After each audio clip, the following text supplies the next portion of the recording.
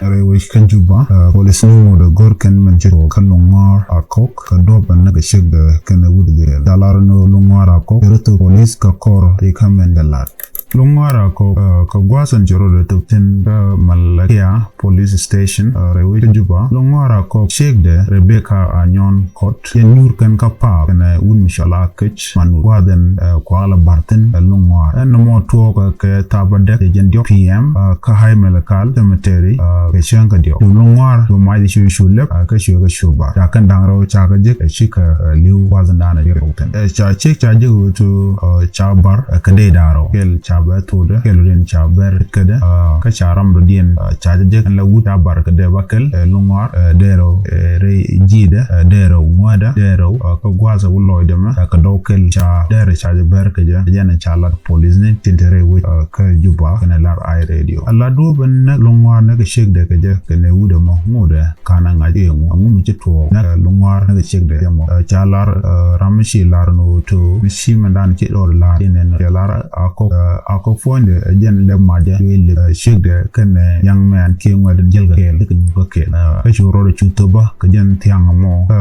Malakia police station en shek da kan ne wuda mo men chika cho pa pu ju newton angomo wudan ako fonde shu barare torbiel ga watot ka shuga shule ma ta broda ka police ne ka kor ka men chem na mo chejala and point de an ako yen ran security ka lede ka national security re we ke juba gudun ku chek de nak ne gudum yalla do nene gwada dana bare shek de tin ne gudum jen te ka ra de dien ke shi dien mi kan nyok mo bar kan ba no shek ma wate longwara ko jen ko ne Rebecca Anyon ko ke ron kinere wido waldio ken ka gadang dio daro ka nyal ke kan gad ken dang dio tandien teken karun dio tanken ko teken karun baro na mo jene ci to wango de police ni mo gor kan do badanen to re ga mako kuide ngum ci to ya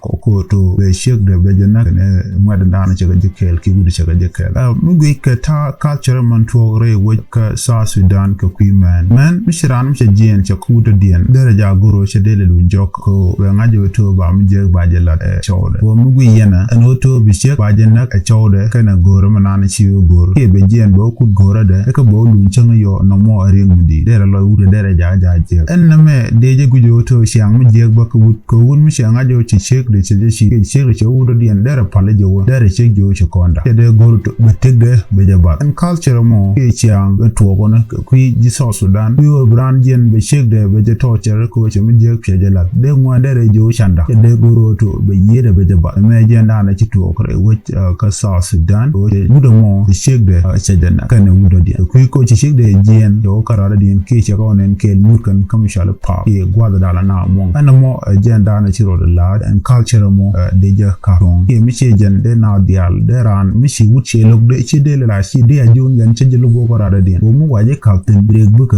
ngwan ke buka rem no rodien jien da na le rode re wuce ka South Sudan ke ku de men ci ci de na kana show de en ci ga jekel ki government ci ga jekel man kule la ri de lu ngara me arama le national security mo ngaje ngot wo cha tigran cha de bat chenke ram je mi je ke la de gor do mo ba ka kap chonga je ki ba mo ga be lat ke mo je nda nan ci to kon